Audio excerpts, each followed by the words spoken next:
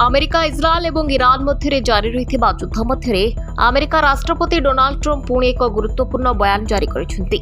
Trump Iran संपर्क में एक धमक देइछंति। से कहिसेंति जे ईरान को निशर्त आत्मसमर्पण करबाकू पड़िबो कारण यह तार सर्वोत्तम स्वार्थ पई भल हेबो। ट्रम्प कहिसेंति जे अमेरिकार अस्त्र शस्त्र विश्व में सबुठारु विपज्जनक। अमेरिकार राष्ट्रपति ट्रम्प स्पष्ट भाव में कहिसेंति जे आत्मसमर्पण व्यतीत ईरान सहित कोनोसी चुक्ति कराजिबो नाही। एहा पर ईरान पई भल थिबा जणे नेतांकु चयन कराजिबो।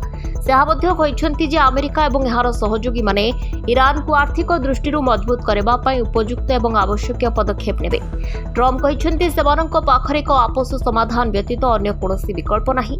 एहा परे आमे ईरान रे एपरि जणे नेतांकु चयन करिबु जे सेमानंक पई ग्रहणीय।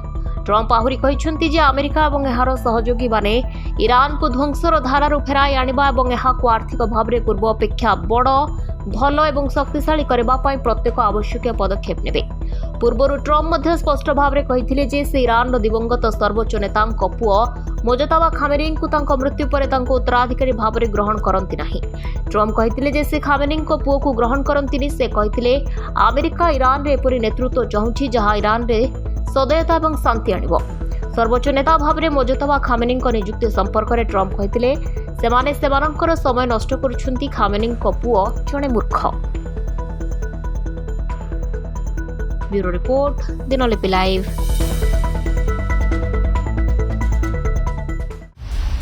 दिनलिपि लाइव को एबे ही लाइक शेयर सब्सक्राइब करंतु।